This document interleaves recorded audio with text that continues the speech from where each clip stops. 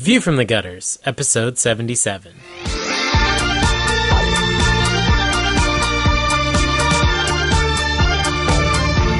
Welcome to View from the Gutters, the comic book podcast where each episode we discuss a collected edition, trade paperback, or graphic novel, and then recommend and vote on the book for the next episode.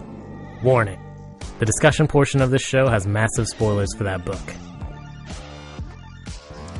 On this episode, we discuss Rocket Girl, and to skip ahead to the recommendation section, skip to 1 hour, 4 seconds. What episode is this? It's 78? It is, isn't it? 77. 70 whatever.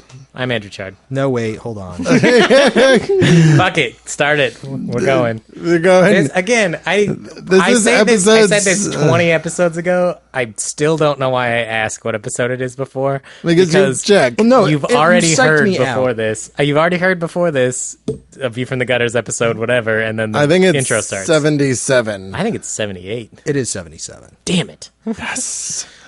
Because I was here for 75 and I missed 76 and it's 77 and I'm Joe Preti. I'm Andrew Chard. I'm Tobiah Panshin. And I'm Cade Reynolds. And we're going to be talking about Rocket Girl this week. Rocket Girl. Rocket. Burning up her fuse in the past alone. Yeah, so I haven't done this in a while, but I kind of wanted to talk about recommended listening during this episode. Because I recommended listening while you read it, because I do that. I always listen to something while I read it. So if I had been really clever, what I would have going was a turntable that was playing like two different albums simultaneously. And so when she was in 1986, I would flip over to the soundtrack from Beverly Hills Cop. And then when she's in the future, I would flip over to Anamanaguchi and listen to some like chiptunes pop for the future stuff. So you guys at home who have mixing tables can do that. Really? You would have gone with Anamanaguchi? I would have gone with like... Oh, yeah. I think maybe like something more Vangelis-esque, like the score from Blade Runner.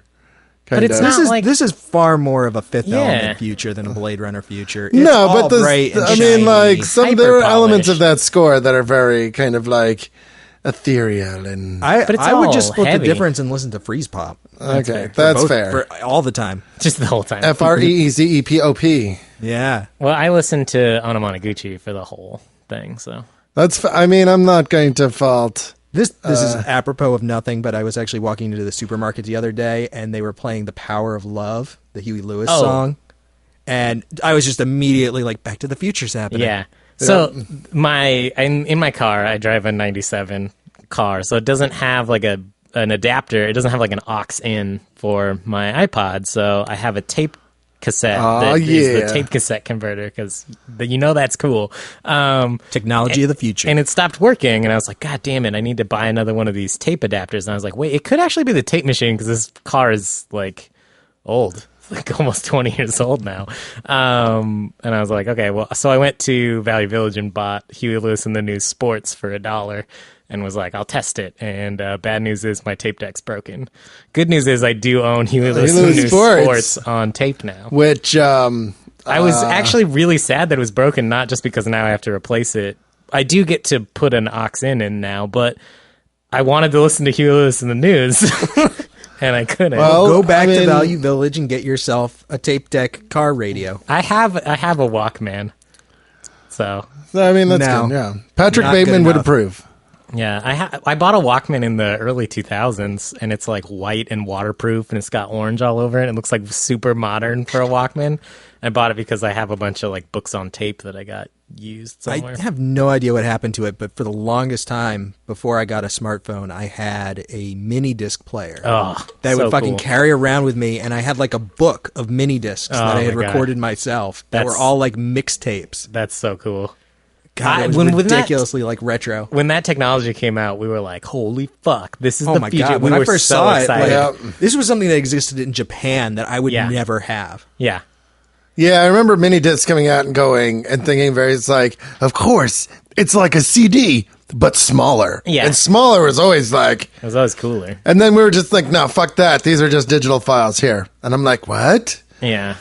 I was listening to Patton Oswalt the other day, and he's talking about how Obama made time travel cheaper because he used to think that he would have to go back at least 50 years, and now he could just go back to like the mid 90s and be like, do you see this? This has like, you can throw away all your CDs because in the future, this is what we're going to listen to music on. Oh, that's crazy. How many songs does it hold?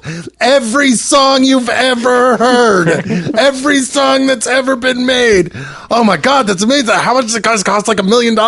No, they give them away.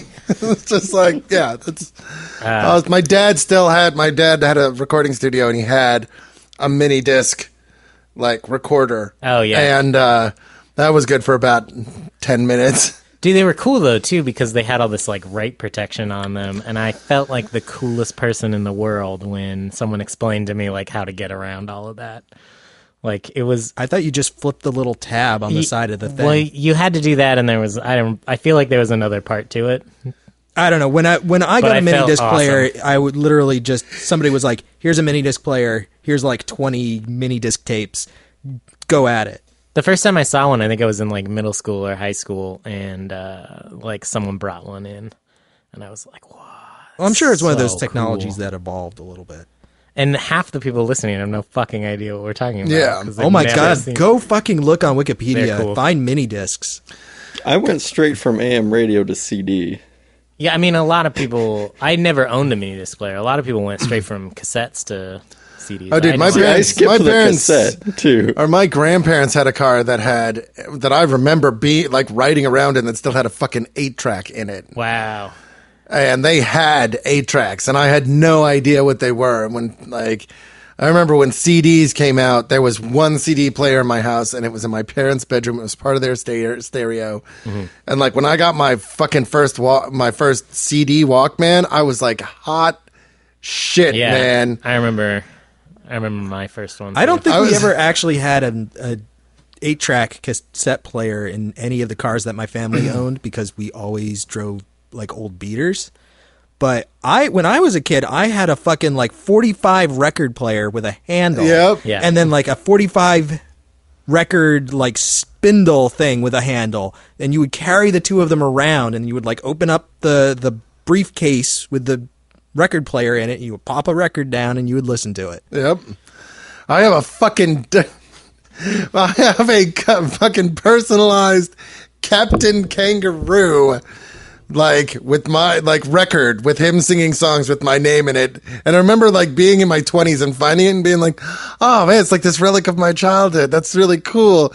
And then thinking he had to come into a studio for fucking weeks and record the same songs over and over and over would've again just with punched different in. fucking names. And They I'm like, would've just sure, yeah. punched in. But still, like, Dude, you were lucky. Finding shit with the word Joe on it. oh yeah, Easy. totally. Easy. Yeah. Finding literally anything with the name Tobiah on it, Impossible. I can guarantee you has never happened. What if Ever. What if I got you a coffee cup that said Tobias and then scraped out the S and drew an H in with permanent marker? Part of me would love you, and part of me would want to beat you to death with that coffee So cup. it would keep the status quo of our friendship exactly the same. Basically. Nothing changes. Okay. So, welcome to We Are Old, the Yeah. podcast. It's true. Let's. It's true. Can we actually talk about Rocket Girl? I'm sorry. I just was this weekend. No one knows this, but because you guys weren't here, but I recorded the Mannix cast with Eric Mannix and his two brothers, and that is the We Are Old cast. Like, they are all much older than I am, as you guys are too. But it was just like Putting yourself in a room with 3 Mannixes is just asking for trouble. That's I a lot had of been Mannix. drinking for like 5 hours before we recorded. So That That's the way to is do it. at least the minimum threshold. yeah, so It's definitely the way to do it. that was fun. So, Chard, you pitched I did. Rocket Girl. I did. What did you think about it on the reread? God, the art blew me away again. Like, I think the art's what drew me to the series, and just like seeing the cool covers and the cool design for this character, like DaYoung Johansson. I'm like, what's that? What's Rocket Girl? Is this going to be like retro, like Rocket Man? I mean, like, what is this? And I remember opening it up and just like being pretty interested in the story at first. And when those first action sequences happen, when she's flying and like her face is really close up to the panel, and you just see these like rocket trails leading away in the background, I'm just really blown away by how dynamic the series looked, like how fluid everything looks. The cool chase with the hawk, whatever those are called, The Hawk Cycles. the hawk cycles. That cool chase scene through the subway still is just like absolutely unreal to me. The story I really like. I've always liked time travel stuff. I think it's such a novel concept of the like future teen police. Like I thought that's so bizarre. I don't know. That feels like a very 90s concept to me. Absolutely, The teen police. Well, and I was thinking about something while I was reading it this time, was something that Toby had mentioned on previous episodes. But, you know, when you read sci-fi books, it's very much the future of the era in which, like, the writer is thinking about. So, like, you'll have the sci-fi future of the 60s and the sci-fi future of the 70s. And this book, to me, does not feel like a sci-fi future of the 2014s. It feels like a sci-fi future of the 80s, like very intentionally. And I think that's... A little bit, yeah. And maybe even the 90s, because I think that the future of 2013 in this book is definitely aping, like, The Fifth Element. Right. Pretty hard. Yeah. Like, in terms of its style. Which was Moebius, did a lot of the concept design for that. And if you've ever read his books, like, they tend to be a little grittier. Like, that Fifth Element feel like at the beginning where the cop cars are flying and they're chasing Lilu through the ducts, and then they go into the Undercity. Yeah, it's the interesting juxtaposition of, like, super clean and super gritty. That's what the Inkall feels like, if you've ever read Moebius's Inkall, the black Inkall and the white Inkall, I think, are the first two. And they feel a lot like that. There's, like, really crazy, cool cyber future, like, corporation stuff, and then there's all this, like, gritty sewage system, mutants, weird stuff. And although we don't get as much exposure to, like, the dark underbelly of the future, because I don't know. But there's definitely that cyberpunk dichotomy. Yeah, the juxtaposition is between, like, the super clean future and the dirty 1986 New York underbelly, right? Like, in the subways and... Well, and I love how the switches between the two. It's like the present, 1986, and then it's like 2013, the past, and you're like, wait, oh, okay, I see what they're doing, right? It's like this really weird, like, and I respect the fact that they play with that idea, because it really, I think that it's something that's kind of skipped over a lot of times when you talk about time travel, and it's kind of like, it kind of plays with your head a little bit, which I think time travel stories should do a little bit. It's kind of like, I like to have that moment in a time travel story when I'm like, whoa, okay, all right, okay, now I'm going with you now. There's definitely a lot of moments like that in this book. And at this point in the series, and Volume 1 is everything that's been released so far. They went on a hiatus and won't be coming back, as of this recording, for a couple of months for the next issue. Right. But it's really playing with your expectations as far as time travel is concerned, because there are all these implications, like DaYoung was sent back in time because she has to go because she did go. Yeah. And then cops that she meets in the past are also in the future, having aged 27 years, and they follow her back in time to make sure that things happen, but they don't remember. Right. Yeah. And so it's like, when, like, temporally is this happening? Like, did the cops always come back? Is that a change? Like, is 2013 the past? Like, is that changing as each issue is happening, and they just don't realize that it's changed? I like that scene where she handcuffs those two cops together in the past, and then she tries to do it again in the future, but in the past in her life, and it doesn't work. I was like, oh, well, of course it didn't work, because they remember her doing that. And then later he's like, I don't remember this. And I was like, what? Wait, they don't remember? And I was like, what parts don't they remember? Yeah. It was cool. Because and I really love that moment, like, right when we're on this subject, when the cops from 86 go down into the subway and they see their own, like, one of the guys sees his own future dead body, and he's like, oh man, I pity that son of a bitch. Right. Or something like that. Yeah. And then the other two guys, like, see each other and they're like, what? Whoa.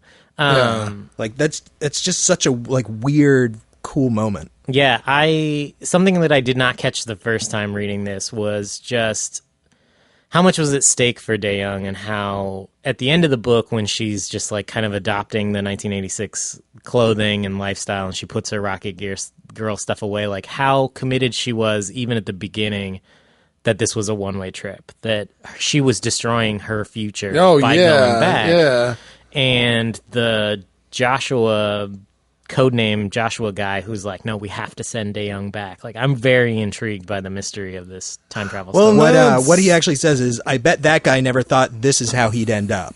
Yeah. And he's pointing to his own future self. Yeah. Which is awesome. The thing that gets me about this is that it's so counterintuitive to what you expect from a time travel story, which is like, I'm trying to save my future. Right. And like, I love the fact that she's like, no, if I succeed, my future won't exist. Like, I'm doing this specifically so that I don't have a home to go back to.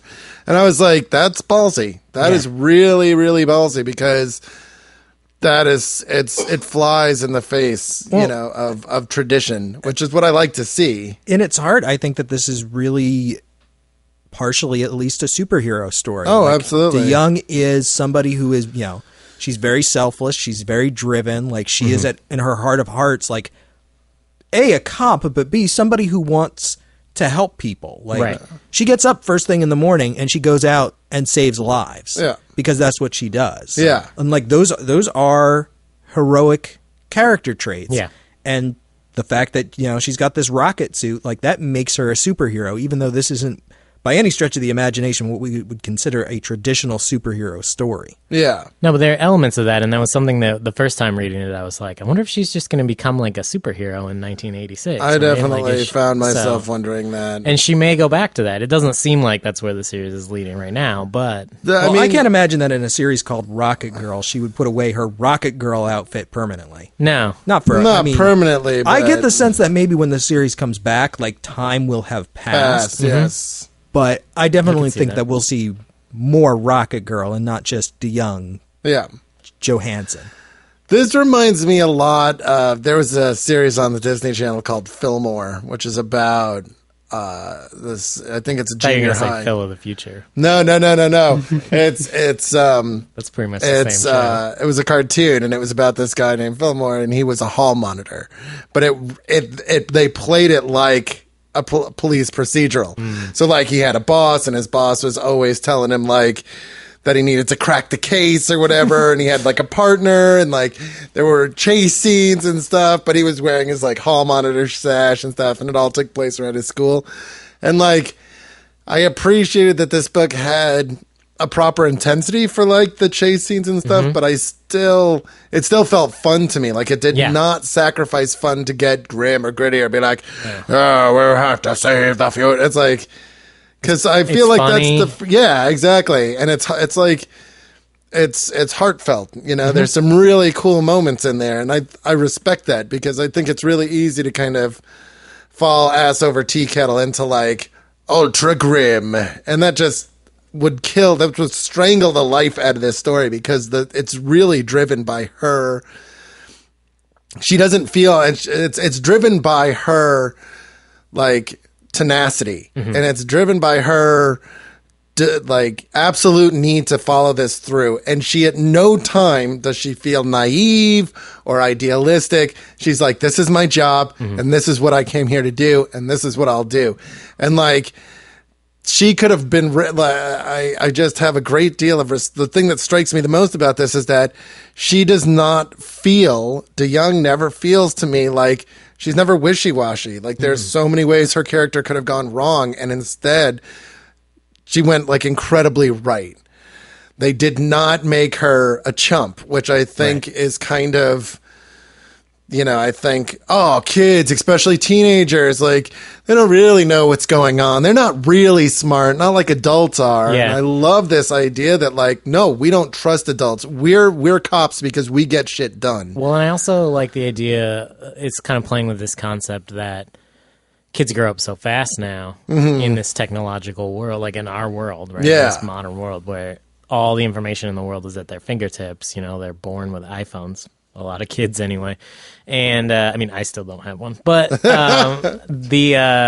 humble brag, hashtag humble brag. I don't think that was a humble brag at all. I don't think that in any way qualifies. It was a hipster humble brag. I don't think so. I think it was just like, I don't have one, and I want everyone to know that. I don't have one or want one. I just, I would love one. Now that's a humble brag. Yeah. The I don't have one because I don't want one because I'm too cool for school. I would love one. Yeah, if someone wants to send me one. I don't want to pay for a cell phone plan. Yeah, well, But what I think it plays with is like by 15, she's already figured out kind of how the world works in the future, and the parts that no one understands, like how Quintum Mechanics became this major corporation and how this went. So what seems so right is actually like has this dark underbelly. Like she's already figured that out. Like she's on top of her game enough to know that like something's not right. Well, it's playing with a very interesting dynamic because this is only 27 years in the future from where she starts, or from 1986 where it's set. There are still lots of people alive who were around before Quintum Mechanics, but they make an offhand reference that Quintum writes the history books. Right. And so it's specifically people who are younger than that certain age threshold that have no idea what the world was really like before Quintum Mechanics. And so they're playing on a very uneven playing field where the grown-ups know things that they don't know because Quintum has changed the history books, quite literally, in fact. Yeah. But I have a huge amount of respect for Amy Reeder, the artist on this. I mean, this book really grabbed me because of how dynamic the art is. Yeah. And the colors are so vibrant, and it's just, I mean, it's a hell of a lot of fun to read on purely an aesthetic level. Yeah, absolutely. But they make a lot of really... layouts as well. What's that? Some of the panel layouts. Oh, yeah, absolutely. Just like her shooting straight towards the camera. Oh, yeah. Yeah, well, it's hugely dynamic, which I think is awesome. But I think that they make a lot of smart decisions because DaYoung really looks like a 15-year-old girl. Oh, yeah. She's drawn like a 15-year-old girl, and she is surprisingly not sexualized for a character that is running around 90% of the time in a skin-tight jumpsuit. Absolutely. Like, Absolutely. she really looks and acts and feels like a real teenager would. Well, and also it's worthy to note that the skin-tight jumpsuit that she's wearing is her uniform, and that the male officers in the future wear the same costume. Uniform. It's not like hers is not like, oh, well, her midriff is showing because she's a lady cop. I was so, and I may have stepped on Toby's line there a little bit because I was very excited about this because we talk about this a lot about this kind of hypersexualization, and the fact that this book avoided a lot of that, I was super stoked about because I thought all the character designs were really cool. I love what's the commissioner's name? Gomez. Commissioner Gomez. Yeah. Gomez, like with his little mustache. And like just every character design in this book kind of floored me. I love him in the bar ordering bourbon. And he's like, well, let me finish my drink. And she's like, you finished your drink. Your drink's empty. And he's like, well, then get me another one. Like, I just love it. Like, his whole attitude, I just love it. Yeah, like I'm just flipping through the first issue where DaYoung first jumps out the window and she's like rocketing away. Just the angle that the panel is drawn from has this hugely dynamic feel where, you know, like she's coming at you up out of the panel and you can see the rocket trails below her, and it's got such vibrancy and energy. I don't know, all like the line work and the colors and the shading are all working really well together to really sell the action in this book. And just the way that DaYoung moves, like she's an incredibly agile, incredibly talented fighter. Oh, yeah. And is like just constantly running circles around everybody else. And you really get a feeling for the momentum that she has. This parcor type movement that she has when she's like bounding over cop cars and stuff. And she's smart. Yeah. Like getting back to something we talked a little bit, a discussion that we had during Wonder Woman where we talked about the strong female character and about how a lot of time the strong female character is kind of a stand-in. The strong female character is not a well-written, well-realized character, but a physically strong female character. The man in pants. The man in pants trope. Or and man in a dress? That's man what in it is. a dress. That's what I'm looking for. The scene where she's... I love the fact that the scenes of her, like, doing this cool kind of, like, parkour-type ass-kicking were interspersed with these scenes of her investigating and her doing stuff. And I love the scene where like she makes the detective think she's jumped out the window. Oh yeah. And then it's like hiding under the table, and then she like flips the table back on them. It's and an like old move. Runs out. And it's just in a lot of ways this book was very refreshing to me just because I felt like this was not like, oh, I want to write a story about a girl that kicks ass. It was like, I want to write this story, and I'm going to make the main character this 15-year-old girl, and she's going to be a person. And, like, that's it. And I really want to put a lot of emphasis on this. Brandon Montclare does a great, like, as much as I'm praising the artwork, the writing is equally great. And what I like about it is that DaYoung, she doesn't come off as a man in a dress. Like, she's not this super aggressive, like, kick-ass, tough-as-nails bitch.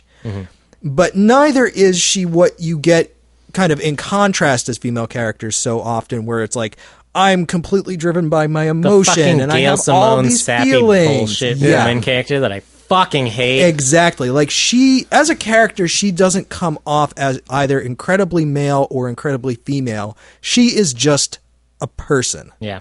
Which is, I think, the strongest character writing. Yeah. When somebody just feels like this is a person that exists, that has certain motivations because they are who they are.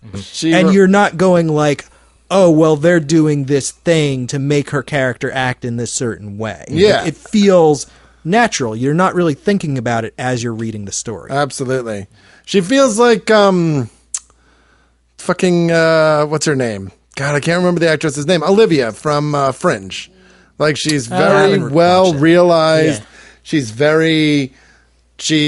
Yeah. Like, she does have emotions. She's not a fucking machine. Right. But there's this great scene in Fringe where, like, her boss is like, she's like, you're going to tell me that I'm fucking acting out of emotion, and maybe I am, but I'm one of the best fucking agents you have, and that serves me well because I follow my instincts. And it was like this great kind of like, I'm a person, right? I'm not a fucking machine. I do have feelings. And that's what's important, too, is I think that once you divide these gender roles into, like, men act with aggression and whatever, and these emotions, and females act with these emotions. This is bullshit. Like, everybody feels all of the emotions, and every person in the world feels emotion differently. Absolutely. So there are going to be female characters that are, like, hyper-aggressive and don't take bullshit or, punch you in the face or whatever. Like, that's not a gender-specific emotion. There's no such thing. Like, and I think that that's part of why a lot of the, like, men need feminism too movement is important, is because it's like those negative gender roles that society puts on men of, like, men can't feel emotion, men can't cry, like, all that stuff is negatively oppressive and is also just bullshit because everyone is a person. And I love that George R. R. Martin line that he always gives because he's a sassy motherfucker, and I love him. He is. Whenever people are like, whenever people ask George R. R. Martin, they're always interviewing him, and they're like, "Oh, we noticed that you write such interesting female characters. Like, how do you do that? How did you get it?" And George R. R. Martin's response, which is my favorite, is, "Well, I noticed that women are people too, so I have this strange idea that women are also fucking love it. It's you sassy bastard. Like, he is the greatest. And he really is. He does a lot of that too, where it's like each of his female characters are so different. They're so driven by different things, and that's true of all of his characters. Yeah. Like, you see, not to be super spoiler heavy, but you see Robb Stark make mistakes based on his emotions. Like, something that you don't normally see a male character make mistakes on, and I think it's cool. I think that that's a cool thing to put into a story. You see Ned doing that in the beginning too, and this is the mark of good writing. I agree. Good writing is not, I want to write a story with a strong female protagonist. Good writing is, I have a character in mind who has a motivation, who's driven by this thought, is driven by this ideal, and that is going to put them in this position. It's about and not this writing... is the world they live in, and this is how I'm going to build up that world.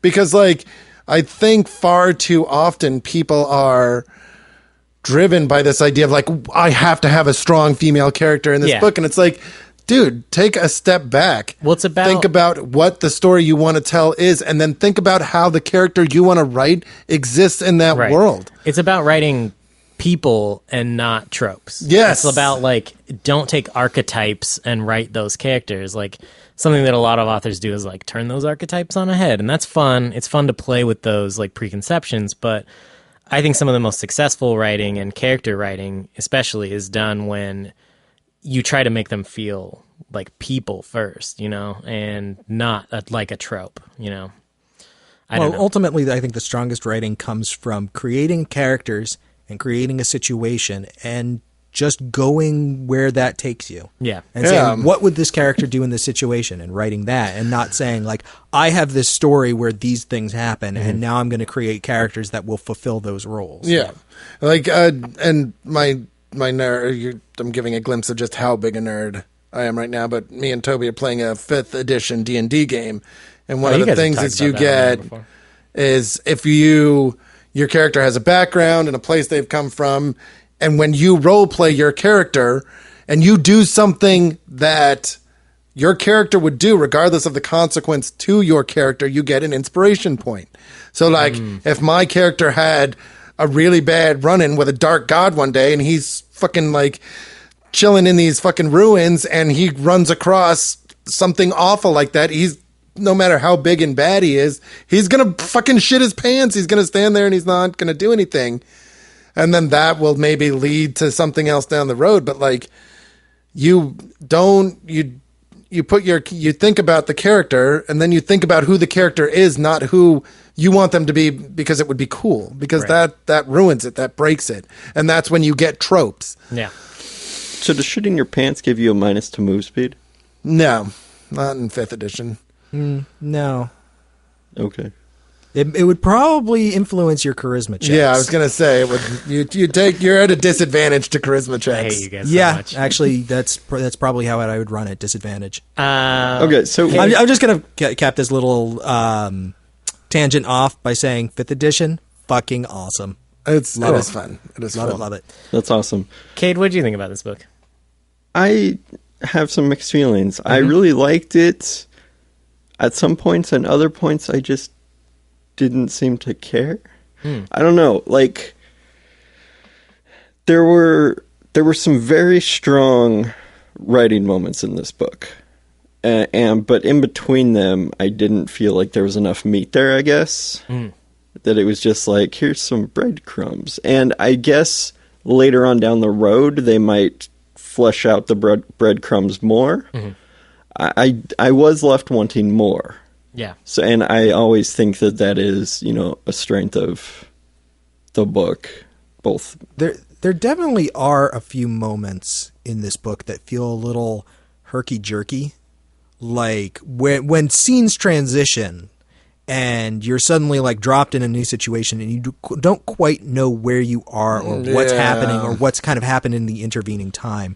And I noticed reading through this again, like when we get the flashbacks to 2013, like there are things that are left out, or things aren't necessarily happening in exactly a sequential order, I guess.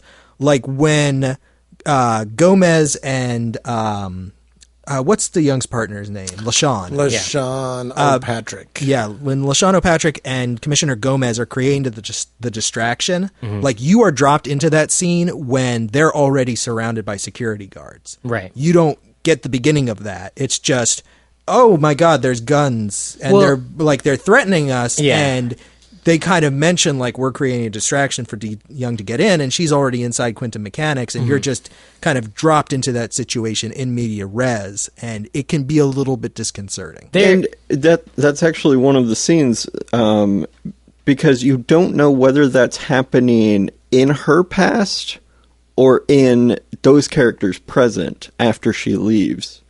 And it's not until he says something about, we got to give her time to go do this, that you realize that. Well, in the previous flashback, they had mentioned, like, there is a little bit of setup in that previous flashback, but you're taken out of that by going to the present in 1986, and you kind of, like, forget that that's happened. But, like, one of the same issues, or it's around this time, you also see some stuff that's happening in those characters present when the cops go back after her. So this is not in her past. Right. But it's in the future past. Well, it's in the future present. Yeah, it's like it's after she went back. So it's not part of her story at all. Right. And so when you see the two characters are surrounded by people, you don't know when that is. Yeah. One of the things that I felt, or one of the things there's a scene where she chases the guy into the building after she talks to the cops at the first. In the arcade. Yes. and she's like, oh shit, this isn't going to work right. And then it just cuts and she's throwing the guy down. I love that. I wanted to see what happens. I love this. How did she get out of it? This is a complaint that gets thrown around a lot in media, which is like, you know, why would you cut away from the action? Why I want to see all of that. And my response is the same every time. Where it's like, sometimes you just don't fucking get to see. Like, your imagination has to fill in the gaps, and that's what's cool about it. It's something they used to do a bunch in old films because they didn't have the budget or the technology to show you that. So or they couldn't, cut away. or they just couldn't because Right. they were skirting things like the Hays Code. Exactly. I know we talked about Lovecraft a lot a couple of episodes ago, or was it last episode when we were talking about Hellboy? Yeah. But one of the things that he would do is he would just not describe things. Yeah. Like, you would just get this sense of impending dread because something was out there. Yeah. And you would get maybe like the vaguest description. And I love that. And he let so much of your imagination do Well, the work. Partially especially- because when he actually described things, like, they made no fucking sense. Like, Well, his actual descriptive skills were terrible. Especially in horror. When he wasn't throwing around racial slurs. Yeah. Especially in horror, though, sometimes it works better for you to not see it. Like, we all have seen the movies where it's like, oh, you don't see the monster, it's scary. And the minute you see it, you're like, well, I'm not scared anymore. Yeah, very And- few movies can deliver. Yeah. I guess I just feel that, like, it's the first issue, you're setting up this character, I want her to be a badass, action scene comes, I don't get to see her be a badass. I feel like there was a powerful character moment there where you could see the character being awesome. But you get to fill that in with your imagination. Like, how did she take this guy down? Because she clearly won, and she clearly did it handily because she's not injured, and it was easy for her. And then you get to see her be a badass and take the cops down like 2 panels later. So, I mean, it was a big complaint about the newest Godzilla movie where they kept cutting away from the action for a really long time, and I think that's all build up. Yeah. You know, when you cut away from the action, you're like, oh, I wanted to see that, and it's suspense. Like, Well, it leaves you wanting more. It's one of those things that's very dependent on how it's executed. Yeah, absolutely. Well, and I think it's also dependent on what your expectations are. I guess, I mean, they show lots of action in the book, just not that action. Most of the action they show are her against good guys, which is like... Are they good guys, Are they, though? though? Are they? really? Yeah. Do you know that they're good guys? I guess not. I don't That's know. the thing, It's just like... Quintum's future board of directors are these shadowy figures that are manipulating things, and we don't know who those people are relative to the people who we see as Quintum Mechanics employees in 1986. Right. And we have no idea who's a good guy and who's a bad guy. What's her name? Annie? Mm-hmm. With the pink hair. Like, you think of her as a good guy because she's trying to help the young. We don't know what happens to her in the future or what her future self is like and what she's doing. Yeah, and there's Or where DaYoung is in the future. Like, we don't know. 'cause pretty assumably heavy she's still foreshadowing going on there too with Annie because she keeps talking about how I think I can trust Annie. And it's like, can you really? And at the end, she's like screaming about how, like, you know, I did all the work. Like, I created this thing. You'll never do it without me. Like, I'm going to create my own Quintum Mechanics with hookers and blackjack and a bending robot. Love it. But yeah, like there, as Chard said, there's a lot of mystery in this series, and I don't think that you can necessarily trust the people who seem like the good guys. Well, I think No, that's true. I'm just saying the first opportunity she gets to face an actual bad guy wherein she's a cop and he's a criminal, you don't see it. Yeah. And that was kind of a letdown. I could see that. Yeah, I recognize what you're saying. I've it always worked for me. I've always been a big fan of the cutaway. Like, just don't show it. Like, I've always been a huge fan of how that works. Well, I mean, I guess, because, like, I mean, I do agree. There are a lot of movies where when they do the cutaway, it's tasteful and very well done. I just, in this situation, I wanted the action scene. So, the book that's sitting next to Cade right now is Top Cow's Pilot Season Ripclaw, issue number 1, written by Jason Aaron. And what made that book a big deal was because it's a Wolverine story in which you never see him fight anything, basically, right? So he's going through this building to go meet this like head of some criminal organization. And so he'll walk into a room and it'll be full of like 100 gangsters with whatever, and his caption, it's like all in his thoughts, like he's whatever. You turn the page and then they're all laying on the ground like he won. Like there's no action in that whole book, and it's a book about Ripclaw, the most like over testosterone action character ever. And I think when you turn a trope like that in a book that's like usually 90% action and you take all the action out, it happens, it's just implied. There's a scene where he walks into a room that's like this narrow plankway and there's a ton of ninjas and it's just lava under him and like these swinging blades and stuff. And you're like, this is going to be the coolest scene ever. You turn the page and like everything's already taken care of. Sometimes seeing the aftermath of an event can be far more effective than just seeing the event itself. And I like how that scene works. with Hercules, like at the end of like Go the Distance, where he goes through the big thing with Phil. That's what I would do. That's my fill-in. Which scene. one? In Hercules, in Disney's Hercules, Yeah. where he does the big one with yeah. where he saves the girl from like, and he goes through he's like all grown up and he goes through the big long obstacle course and like it's got the stone fist and he Yeah, like, Danny DeVito's there. yeah, and then there was another thing and some stuff happens and then John Tron did an episode about the game and I don't know what scene. I mean, I know what scene you're talking about, but I don't know how it's The related. thing that I think of is actually an example that I wish Brant was here to give, because he always used to talk about it. I think it's Hellraiser 3 with Terry Farrell. I haven't seen that one. I hope I'm right on this because I haven't actually seen it. I've only seen this one part because Brant showed it to me. And literally, like, she busts into like a pool hall basically, and is just this long, slow pan over this horrible scene of carnage. Just person after person that has been mutilated in the most horrible way. And your mind is just churning over like what had to have actually gone down in this place that this is the aftermath of that event. Yeah, I love that.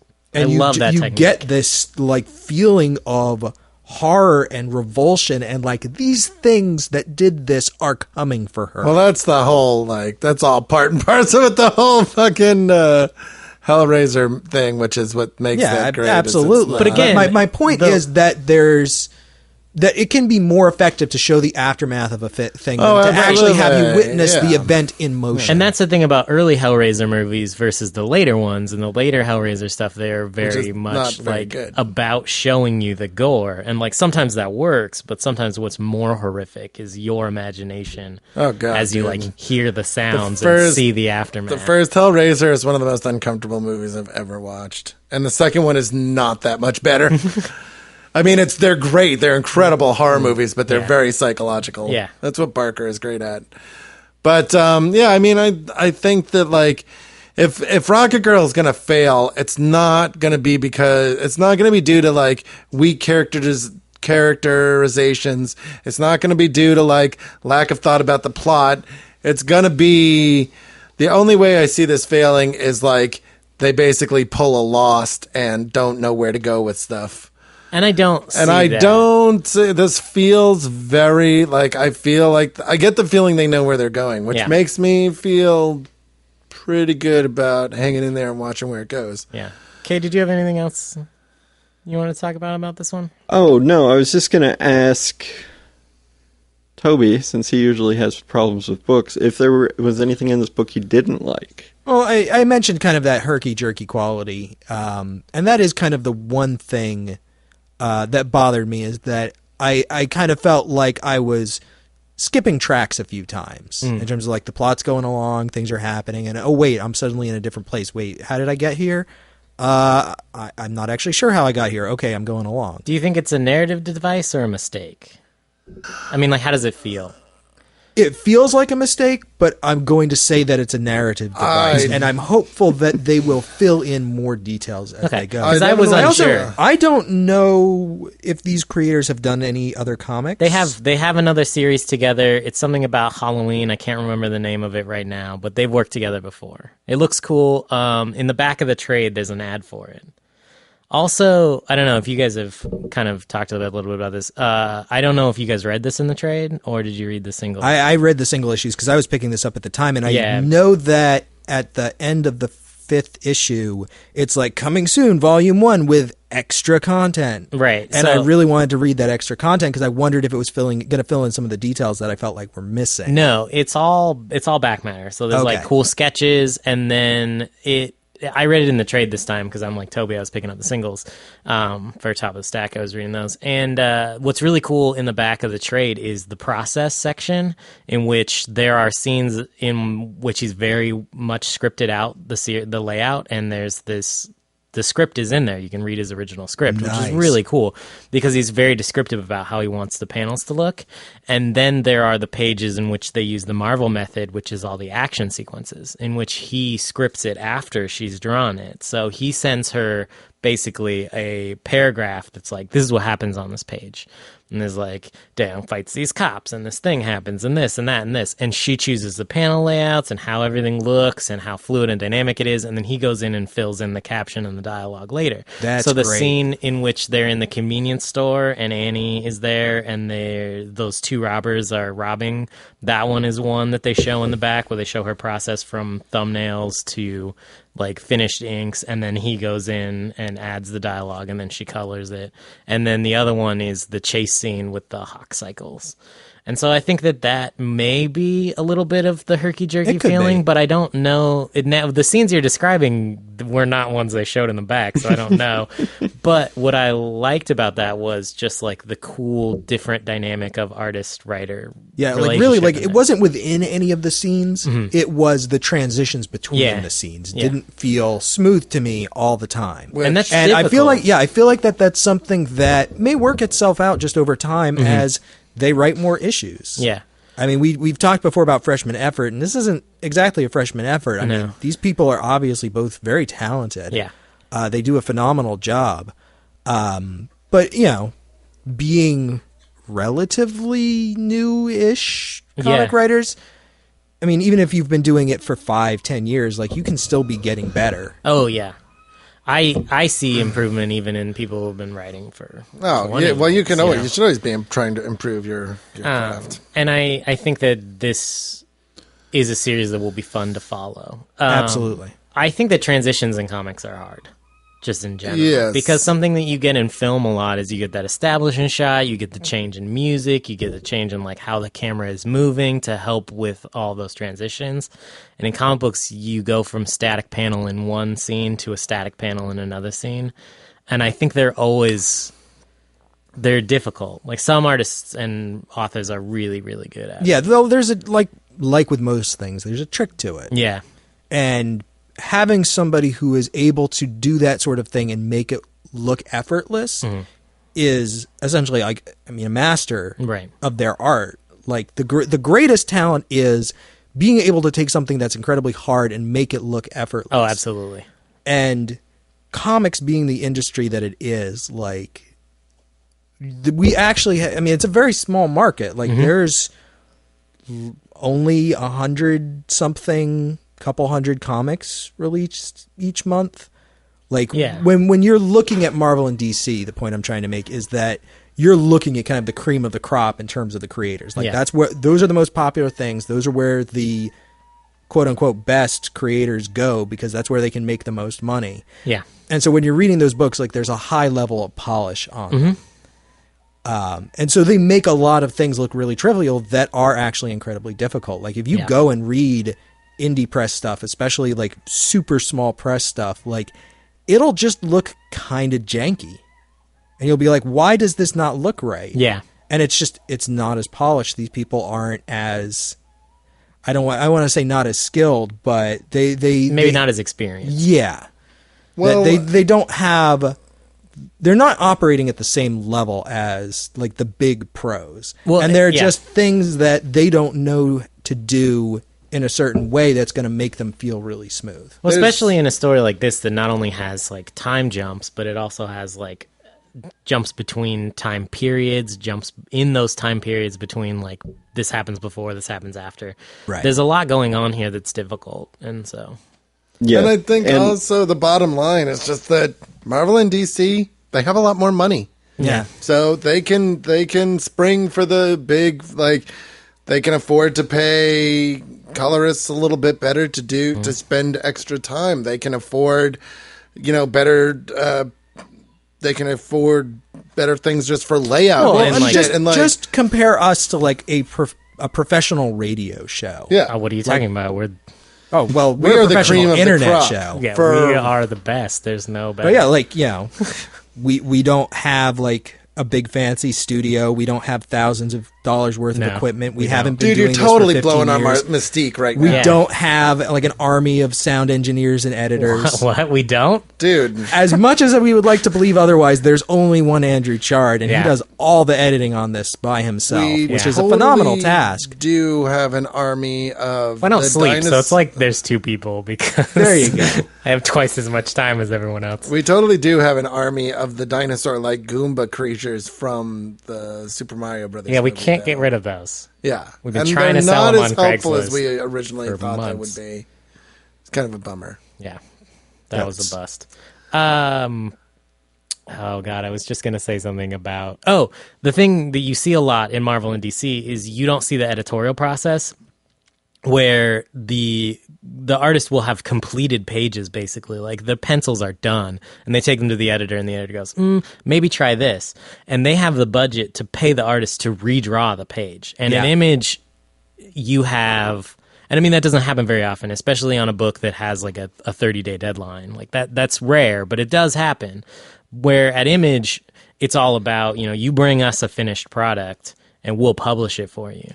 So the editorial involvement at Image is a lot less than you would have at something like Marvel and DC, or at like a licensed property at like Dynamite or IDW or something, where they have license editors that make sure that you don't fuck up their licenses. Like the Transformers editor and the Star Wars editor, like they have to be really careful about the subject material or they'll lose their contracts. So there's definitely at Image, I feel like, a lot less editorial involvement as far as storytelling goes. They want to make sure your story's good. They double check it and are like, hey, this is a product we're willing to publish. It's I kind of also feel like important to note that those editorial things exist even when it's not canon. Yeah, oh yeah. And I feel like I'm rambling a little bit, but I guess ultimately it's an issue of polish. Mm-hmm. The big pros, they've been doing it so long, and they have the money and the time and the budget to go, put those extra layers of polish on it until it sings. And this needs to be perfect. An indie work, even at Image, maybe necessarily doesn't have that amount of time or budget, or maybe, I mean, for all I know, this is an intentional thing that they're doing where they want it to be a little bit janky, and I they're feel going to like fill in some of those that details is later. I feel like some of it is to take you off your toes. Yeah, like I agree that it was discombobulating, but I also think it was a deliberate discombobulation. Like, does that change the discombobulation? No, that does not change the nature of it. But like, I think they kind of want some of those change-ups to be a little jarring because they want you to be kind of coming in and out. And I think Keeping it's you playing, on your toes is... Yeah, I think it's playing with the whole, like, why don't I remember this kind of thing, where it's like, they're holding back. Like, they don't want to give you everything up front. And so while I agree that, like, the particular scene you're talking about definitely threw me off because I had to go back. I was like, wait a minute, did I miss a page? Did I miss, like, am I reading the issues in the right order? And so it was one of those things I was like, well, I'm reading the right issue. I don't think I missed a page. I'll just read through it.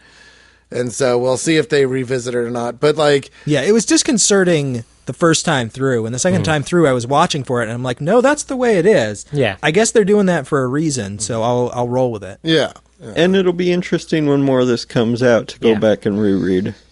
In the back of the first trade, they're already soliciting the second trade. So, I mean, even though it's still like 6 months to a year out, probably. Oh, probably a year. Then at the end of it, I think issue 5, they're soliciting issue 6 is coming out in September. So it's going to be like 3 or 4 months between when the first trade comes out and the first issue of what will be the second trade comes out. Yeah, so 5-issue trade, so it won't be quite a year, but it'll be longer than 6 months. Yeah. So a while. I do also want to note, we were talking about Image and DC, and those are just kind of generalizations. It's not always the case because when Ragnarok comes out and Walter Simonson puts out an indie book, it's still fucking Walter Simonson. Yeah, absolutely. Like, it's still going to be amazing. Like, regardless of who's publishing it, like, those guys who are... Well, again, Walter Simonson is a 30-year veteran, 40-year veteran of comic books. Yeah.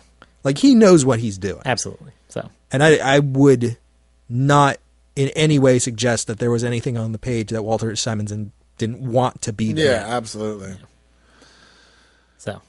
All right. Just wanted to throw that out. Yeah. Anything else? And the point I was making about the non-canon editorial was I recently found out that the Star Wars comic books aren't canon anymore. Well, yeah, not anymore. Well, even the ones that are coming out right now aren't. George Lucas said they weren't canon, and that means about as much to me as if fucking...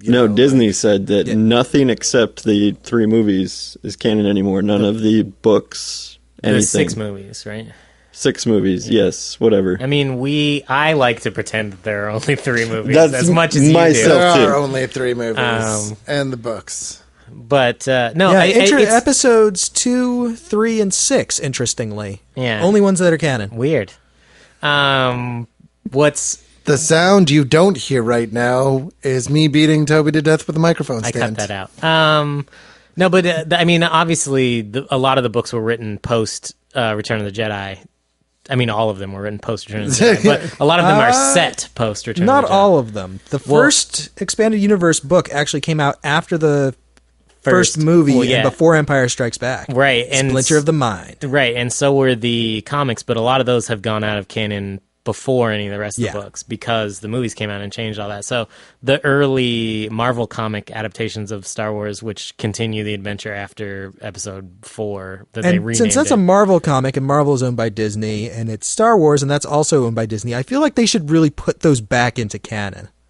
Well, they're really weird. I don't know if you've ever read them. No, I have, and that's why I'm saying that. There's like a giant rabbit at some point in that book. Yep. Yeah, it's weird. I love them, but they're weird. There's a lightsaber whip. There's a in an early those are issue? a trip. You should, if you haven't read those, you can find them. Like you should, because they're cool. Yeah, totally weird. But it's obviously because it was before even Empire had come out, and so they're just making shit up. Right. Well, that's what Splinter of the Mind's Eye was like. Really weird because nobody knew that. Spoilers on a movie forever ago. The Darth Vader is Luke and Leia's father, right? So oh my god, I can't believe this. Yeah. So that book is really weird when you read it now, but it's obviously to make room for the new movies, in which case I'm cool about it. And it's not like they broke into my house and burned all my comics and books. I always say that. Exactly. It's like, I don't give a shit if it's out of canon. I can still read it and enjoy it. I don't care. That's kind of like Disney saying, oh, they're not in canon. I'm like, oh, that's funny because those books still exist and they have the same plots that they always did. And but they're saying they're not going to affect the new movies, which is fair. Yeah, which is fair. And it leaves them room to go in and do new comic series, which Marvel has announced that they're doing, and the new video games, which have all been announced. Like, it just frees up a lot of the universe now, which is great. And that's why I think it's always funny when people are like, oh, it's alternate universe. It's not the real thing. It doesn't matter. I'm like, what? It all matters. Like, when I tell people to go back and read old Batman stories, and they're like, oh, it's not in continuity anymore. It doesn't matter. I'm like, fuck you. They're still great. Yeah. Well, we've talked before about how much some of the best stories are Elseworlds. New 52's in Elseworlds. I mean, I love Elseworld. I mean, the whole New 52 is an Elseworlds. Every Batman movie. Every Batman movie. Wink, wink, nudge, nudge. Every Batman movie or TV show or anything you've ever seen is an Elseworlds to the comics.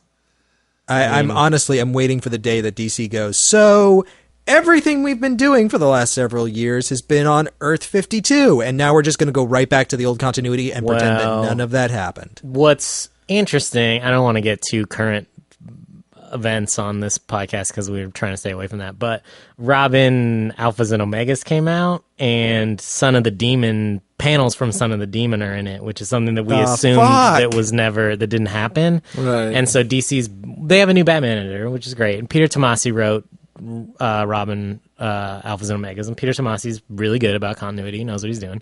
And so, what they're kind of saying now is like, yeah, Batman's only been Batman in the public eye for 5 years because Superman's the first public superhero, but Batman is a character who could have been a superhero for many years in secret, like as a secret superhero.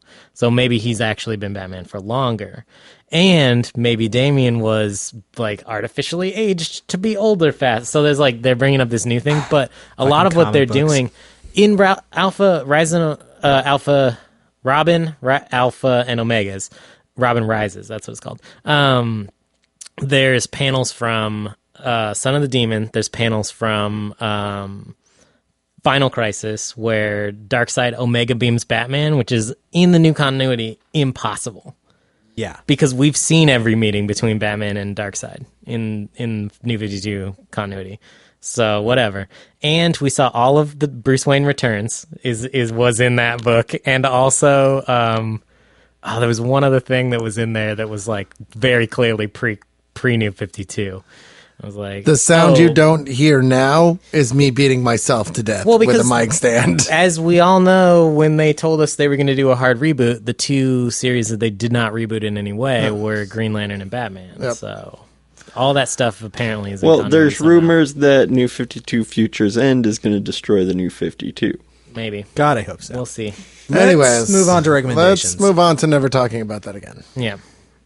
I'm going to go first. Okay. I'm going to do it. You guys can't stop me. I'm doing it. I'm doing it right now. He's a So my renegade. pick this week. I'm a maverick. Talk over you, and you'll mute your mic. We're just going to talk I can back stop and you. forth all the I way can stop around. you if I want to. You can't I can. lower my I can. button and then with the thing and the go. Okay, the book we're reading for next week is... So, speaking of the New 52, even though I said I never wanted to fucking speak about it again, but Batgirl has a new creative team. Yes. And I'm kind of stoked about that. And one of the members of that creative team, it was just announced, is going to be working on Fight Club 2, the graphic novel. Which was also just announced. So, Fucking in a good way. Cameron Stewart, who is a member of the new creative team, had a webcomic called Sin Titulo, which means no title. And it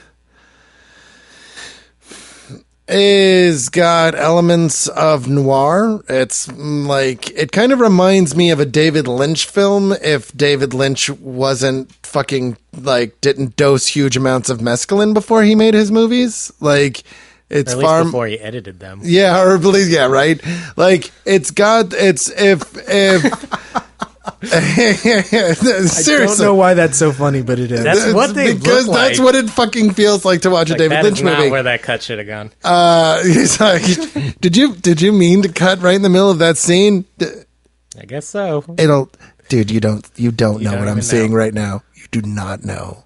We don't. It's kind of like, it has a very like Twin Peaks feel. If Twin Peaks did not like spiral out into batshit insanity, right? Basically, this man goes to see his grandfather in an old folks' home, finds out his grandfather has died. I think it's his grandfather. Finds out his grandfather's died, gets a box of his things, finds a picture of his grandfather with this woman that he's never seen before, and kind of becomes obsessed with finding her. And that leads him to have this really strange and surreal experience. It's about 165 pages. I finished it in maybe like an hour or so. Cool. I mean, like, once I got into it, it was really difficult for me to stop. The colors are very simple, but it's beautifully colored. It's done with only 2 or 3 color palette, I think. And it's really well done. And I thought, I kind of read it and I was like, this is going to be cool. Like, Cameron Stewart does both the art and the writing on it. And it was... And what part of the creative team? I think he's going to be co-writing. Writer, okay. yeah. With the other guy, and because the artist is going to be what's her face? It's Babs something. Yeah. Can't remember her last. If you're looking for information, we don't have it. Well, Even the gutters. we don't want Our new to tagline. information.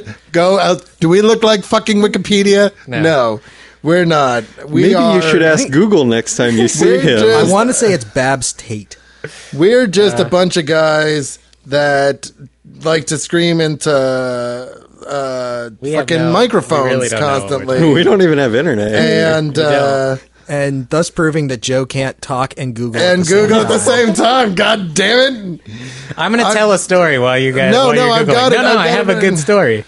I want to tell this story. Okay, go for it. Okay, so I'm at Lake Fair. This happened very recently. Quick explanation. Oh, yeah. Lake Fair is the local Olympia, 4th of July festival. Yes. But it happens the third week of July, and that's when we have our fireworks in Olympia, which is weird. Yeah. And it's basically Do we this not crappy have little fireworks carnival on the where... 4th? No. We did have some. Well, people set them off, but we don't have the official fireworks. No, we had some over the lake. Really? Yeah. I was in They're Seattle. not supposed to do that. For In any case, it's this crappy little carnival that they have in Olympia. crappy. and They have a Sinbad there. all of the Not the comedian, the ride. basically every weirdo hillbilly from a 40-mile radius comes to Olympia and shoots cars and gets into fights, and it's We did have a insanity shooting for a downtown. week. Yeah, there was a drive-by shooting downtown. It was awesome. Yet again, I was a block away. Awesome. I was in the Clipper while the shooting at Jake's happened. If you're living in Olympia, you know how close those are together. In the 20 minutes I was in the Clipper, I had walked past the Jake's, gone to the Clipper, had one drink, and then walked back. And in between me walking to the Clipper and walking back, the shooting happened. Yeah, and no one was actually shot. It was just a vehicle that was hit. But Yeah. in any case, so you were at Lake Fair. I was at Lake Fair, and Toby tells the Lake Fair story a little differently than I do because, well, he wasn't there, but Lake Fair's awesome, and I love it. And it's all about eating horrible, shitty carnival food that is amazing, and buying the strawberry lemonade and putting vodka in it and getting drunk and then going and riding the rides. And it's great. And it happens 3 blocks from where we record, so maybe 4 blocks. So I went and ate dinner there a lot. While I was editing, I would go get some corn dogs and bring them back to the studio like a boss. And anyway, I was buying a burger there, and Bernard, who was on the first episode of the show, was there with me, and he's ordering a burger, and I said part of a sentence to him, and the guy behind the counter is like, "Are you Andrew Chard?" I was, "Yes, I am." What? Did you just recognize me from my voice? He's like, "Yeah, I listen to View from the Gutters. I'm a big fan. I'm from Ohio, and I found you guys via the Outhousers, and I listen to the show all the time." And he's like, "I'm a big fan. It's really cool that you guys do this, and I've listened to you talk for hours." And I was like, it was a mind-blowing experience for me, and the entire time we were eating dinner, I just kept turning to Bernie and being like, "That was the weirdest thing ever." I asked him if he watches the video show, and he's like, "Yeah, I've watched a couple episodes of Top of the Stack." And I was like, thank God he recognized me. He didn't just hear my voice, and it's that weird that he was able to recognize. I mean, it is weird, but it was super surreal. And so thank you to our fans who listen and aren't afraid to approach and recognize us our voices. And what weird was me that out. gentleman's name? He never told me. Wow. I realized So this. if you're listening Our now, mysterious Yeah. fan. and you were that guy, you need to let us know. He was working at Lake Fair, and we just started talking about the show. I never asked him his name, but he was talking about the show, so I didn't feel like it was appropriate to... I did ask him if he plays along at home, because I'm always curious if that actually happens, and he says sometimes when he can get the books, he can. So Awesome. cool. That's good to know for me. So- Anyway, Joe, who's the creative team? Babs Tar, Cameron Stewart, and Wait, Brendan Bab- Fletcher. Babs what? Tar. Tar. Babs Tar. I was close. What did you say? Tate. Thing. Oh, that is close. Yes, Babs Tar. So Cameron Stewart will be, I guess, the main writer, and Brendan Fletcher will be co-writing with him with art by Babs Tar. Looks like it's going to be good. Starts After on reading, 35? Yeah. Batgirl 35? yeah, I think so. Yes, and after reading Sin Titulo, I'm kind of stoked to see what happens because. Is it available on his website still? Yeah, for free. I have to find the link. And be sure that you Google search Sin Titulo comic. I just Googled the word Sin Titulo, which is It means Italian? I think it might be Italian, Portuguese, and and it means without title. it means without title. But when I searched for that, I got a lot of search results that are not safe for work and Yeah. not the comic that I was looking for. So yeah, so I would definitely follow that advice. Or we'll also, if we pick it, we can throw a We'll link throw up. it on a link up regardless. Yeah. So Yes. good solid stuff. Even if we don't pick it, you should read it because you could read it in an afternoon. But and it's free. Yeah, why not? Exactly. Awesome. Good deal. Cade, what would you like to bring this week? Rip Claw by Jason. I'm just Dude, kidding. it's good. Fuck all of you. It's my favorite Dude, I'm Wolverine so issue. down to read I it. actually do want to read it. I pulled Did it it out get for picked Joe. up? No, I'm it did going to not. tell you what I told you before we started recording. It's not it. Bleh. it's not Dark Claw. I don't care. Okay, well, for the rest of you, it's a good issue. It's a one-shot. I want to read it. You should read it. Really I pulled do. it out so you guys can read it. I wrote it down. Well, you guys can take it. It's just one of those issues I found randomly in a long box for like a quarter or something, and I was like, I have to get this. Okay, I'll go read it. It's good. But my pick today is actually by Jason Aaron. Cool. And this is written by Jason Aaron, art by Adam Kubert. This was a recommendation from Brian on Facebook. Nice. And this is Astonishing Spider-Man and Wolverine, which was a Marvel title that came out a while back. And it is Spidey and Wolvie who hate each other but have adventures through time together. Cool. The best kind of adventures. I like adventures And I was hesitant to read it because through cake. Marvel is oversaturated with Wolverine, and as such, since the mid-2000s, I haven't really liked him. But I started reading it on Brian's recommendation, and I really liked it. It was a lot of fun. Still good. We still make fun of him for being in too many books, and I think the no powers thing is kind of dumb. But Well, he'll be dead soon. yeah, yeah, we know that because they didn't it's a surprise. It's like a fucking 82-month countdown of the death of Wolverine. And if you're listening to this in the future when he's already been brought back, you can laugh at us. Yeah. Well, we know he will. He was in Miss Marvel this week or last week, and it was adorable. No, that was good. That was a good comic. Series.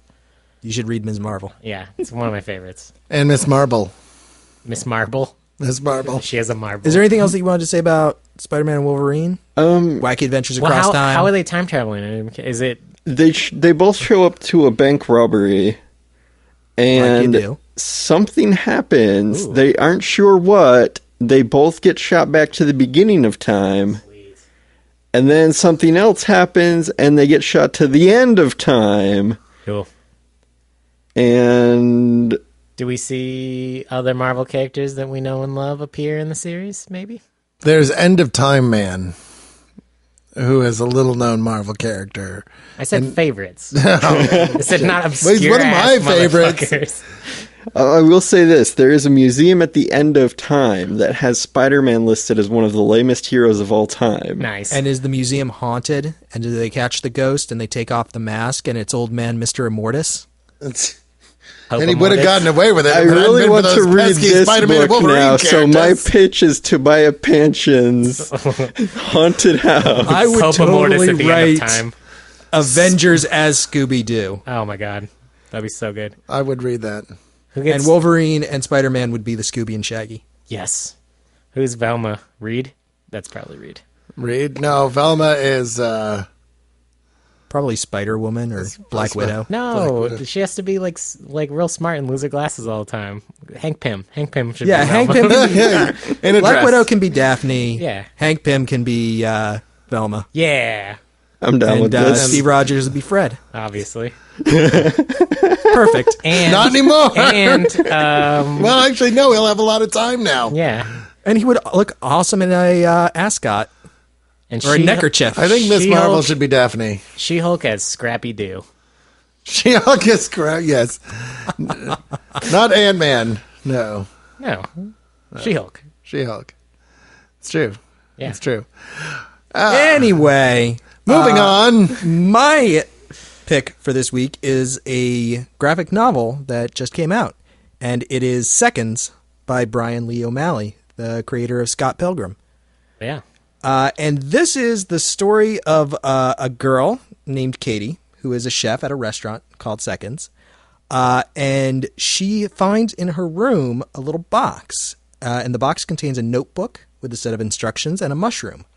And the instructions say, write down your regret, eat the mushroom, go to sleep. And she does this, and it lets her rewrite the events of like her regret. Wow. And so she like gets to take back her regret. And then she's like, that was awesome. I'm going to do that a lot. And so she like finds the source of the mushrooms and she starts like fucking with time and changing all the events of her life. Cool. And it's really cool and very touching. And it's a lot of fun. And if you enjoyed Scott Pilgrim, You'll definitely really like this book. And this one's in color. Yes, it is in color. Yep. It's a one-volume graphic novel by Ballantine Books. You get the entire story. It's like 320 pages. And I read the whole thing this afternoon, and I just fucking loved it. It's Sweet. such a sweet, touching story. Very cool. And there's a lot of really great stuff in it. And I know that Joe will like it because there's a lot of cooking. Joe loves cooking. I do. And I like touching things. And delicious food. I do like delicious food. I You like like touching delicious food. Things that touch. Yeah, that works better. And there's a lot of friendship in this book. I'm a fan of friendship. It's magic. I thought science was magic. No, No. companionship is sorcery. Sorcery. Companionship is sorcery. No, camaraderie is sorcery. Is that the Pony Brothers from Rat Queens? Yes. Sure. Why not? So, Andrew, Chard, what Andrew Chard. did you bring this week? I also brought a new release graphic novel because I forgot what week this is already. 5? 12. I think this is the 5th week I've done an image. I'm really not recommendation. keeping track of I your should list. keep 60, get 12. better track. I think it's 5 or 6. Anyway, Maybe one week you'll stun us all and remember what week it is and remember what episode it is. I will not do that. I promise you. This is another image graphic novel. My year of image continues, and this is a podcast favorite writer on the show, Rick Remender, and his new ongoing series, Deadly Class, which I don't know if any of you are reading. Or I have heard of it. I haven't actually started reading it. It's set in the 80s, as things are, and it follows the story of this kid who was at one time homeless and has been inducted into the school of child assassins, and most of them are very privileged children of like the Yakuza and of these Hispanic gangs and of these American mobs like Italian mafia. So and it's like whatnot. murder prep school? Yeah, it's murder prep school, and in the first arc, the first couple issues are him becoming a part of the school and getting kind of inducted, and like all the cliquey nature that is the school, and like who he establishes friendships with, and he thinks he's friends with some people, but they're really playing him, and like all this kind of stuff. And then the second half of the book is this road trip that these friends take, Field trip. quote unquote take to. Well, I think they just run away from the school. I don't think it's like a sanctioned field trip. They go to Vegas and they do a fuck ton of acid, and so for 2 or 3 issues, the main character is just tripping balls on acid, and the art is unreal. This sounds like a sanctioned field trip to me. Yeah. Well, the art is just like absolutely unreal during the acid trip, and I love it for that. And I mean, it's a part of the story because there are people in the book that are kind of like relying on him to not be on acid and to like help them do a specific thing that they went to Vegas for, and he can't really because he's on acid, and he gets into a whole bunch of trouble because he's on acid and can't like function within the group properly. And it's cool. And Remender says that some of this is autobiographical. Probably not the murder prep school part. I think that would be the part that that's a Maybe. common theme throughout all of his books. It Is could murder. be. There's a lot of murder going on in Rick Remender books. Yeah, but I'm a big fan of the series. I think it's cool. 6 issues are in the trade. It's a $10 trade from Image. Go pick it up. I think the art's phenomenal. It's what draws me into the series. And also just a cool concept and fun stuff. And I think people should read it. Sounds good to me. Good Good characters. Cool stuff. So, Joe, what are you going to vote for? Seconds. Sweet. Cade? Rick Remender book. Sweet. I am going to vote for Spider-Man and Wolverine. Really? I can't. I was going to vote for Sin Titulo, so podcast canceled. Unfortunately, you can't cancel it. It will just uncancel itself No. spontaneously. Well, that's That's true. I mean, that is how Since that we're works. recording from the past future. God, do I want to read time travel about Wolverine and Spider-Man? Yes. Or do I want to read a book written by Brian Lee O'Malley? Yes. also about time travel. Also about sort of. Maybe. You guys made me actually vote this week. I hate it. I hate it when you do this. If I could have voted for my own thing, I would have. Well, I would have too. That's kind of why we can't. I'm going to go... Search your feelings, Chard. You know it to be true. I'm going to go with seconds. Yes. You know I love Brian Lee O'Malley. It's good stuff. Yeah. Sorry, Brian. I wanted to read Wolverine time traveling really bad, but It's, you know what? I know probably will I know read we it say this a anyway. lot, but Cade, bring that one back. yeah, Because that sounds just stupid enough to be awesome. that sounds great. I read it as part of I got my hands on Jason Aaron's whole Wolverine run, Yeah. and I read it as part of that. And the storyline kind of, I don't remember anything about it, so I assume it's not that great. What I remember was there's some great moments between Spider-Man, who is in many ways is kind of the anti-Wolverine. Well, that's why they're the Scooby and Shaggy of the Avengers. Yeah. So And I love them together. That was like some of my favorite stuff in Ultimate Spider-Man was Yeah. when they body swapped or when they would run into each other. I think the body swap episode was still pretty great. But was okay, funny. so read seconds. Yes. We're gonna get the fuck out of this hot ass office. It's although not that- it's not it's not that it's bad. not It's- that bad it's not this that bad. time. It's not that bad for me, but I'm sitting next to the window. Yeah, which is where I should have been. I've been thinking this whole time to just go jump out there and see Yeah. what happens. Literally Again, nothing. There is a flat slab of concrete Well, immediately I would outside probably the window. knee you in the face on my way there. Yeah. That's Again, you can just step up out the window and you'll just be standing at window level. Like that doesn't go anywhere. That is not dramatic. You guys need to look out the window finally. I and have looked I'll out show the you. window. It doesn't go anywhere. I've seen the Twilight Zone. I know what happens when you look out of windows, and I'm not gonna fucking do it. All right. Right. Hopefully the birds weren't too bad on this episode, but we will catch The you. imaginary birds that no one but you can hear. No, There was a point in this episode where I couldn't hear what the fuck Joe was saying because they were so They're loud. really Stupid loud. birds are But loud I know and that's fucking not going to obnoxious. show up It on the will. mic. I don't know what birds you guys are talking about. I hate all of you. They're not real. I hate you. Catch us next week. Bye. All right, We bye love you. everybody.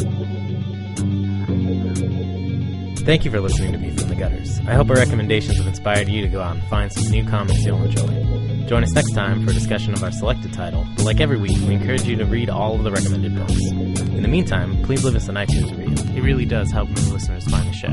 You can also like us on Facebook, subscribe to our YouTube, and follow us on Twitter at ViewFRTHGutters. Feel free to email us at contact@viewfromthegutters.com. Please send us any questions, comments, or recommendations you might have. Be sure to subscribe to our YouTube channel as we post new videos every week. And thanks again for listening. And as always, keep reading.